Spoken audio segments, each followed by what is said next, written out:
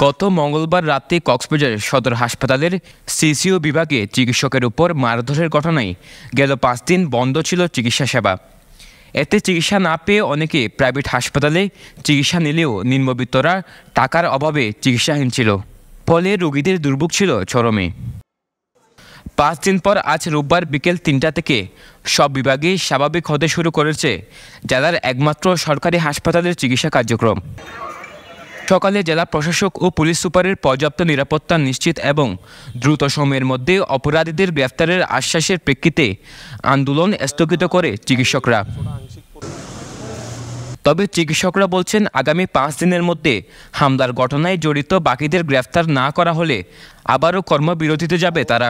একই কথা বলছেন হাসপাতাল কর্তৃপক্ষ।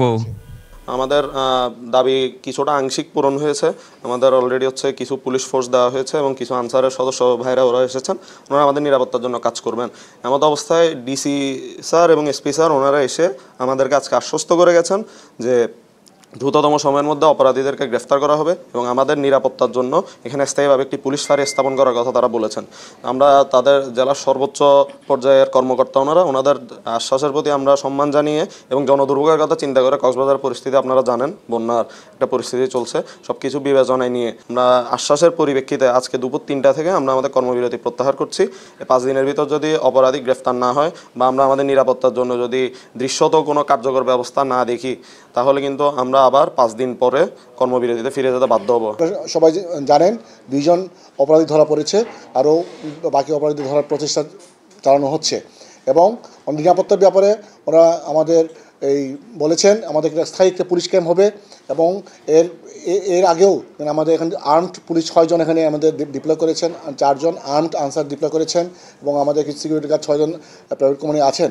কিন্তু আমাদের দাবি দেওয়া হচ্ছে আমাদের এই 5 দিনের জন্য আমাদের চিকিৎসা সমাজ একটি সময় দিয়েছেন, এর ভিতরে আমাদের এই যে চলমান যে আমাদের নিরাপত্তার যে আশ্বাস এটা যদি অব্যাহত থাকে, এই অপরাধী যদি ধরা পড়ে এটার জন্য আমরা 5 দিনের জন্য কর্ম ঘোষণা করেছে এবং আজকে বিকেল 3টা থেকে এটা আমাদের স্বাভাবিক কার্যক্রম শুরু হতে যাচ্ছে।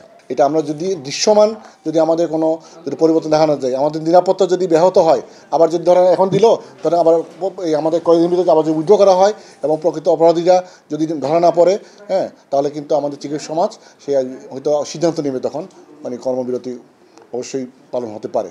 এদিকে অপরাধী ধরার নামে নিরীহ কাউকে হয়রানি না করার আহ্বান হাসপাতাল কর্তৃপক্ষের। এখানে কিন্তু কোনো অপরাধীকে তো নিরাপরাধ ব্যক্তিকে তো কেউ ধরবে না, যদি ভুলবশত ধরলেও তারা ছাড় পেয়ে যাবে, কিন্তু যারা প্রকৃত অপরাধী চিহ্নিত অপরাধী তাদেরকে ধরে বিচার আওতায় আনতে হবে, এটি আমাদের দাবি এবং এটা চিকিৎসা সমাজের সকল স্তরের চিকিৎসক সমাজের দাবি এবং এটা নিশ্চিত করতে হবে আমাদের। সাধারণ দরিদ্র মানুষের চিকিৎসা সেবার একমাত্র বর্ষাস্থল সদর হাসপাতাল। দ্রুত সংকট কাটিয়ে সবকিছু স্বাভাবিক করার দাবি সাধারণ মানুষের। Sarwar Sakib, pen one news.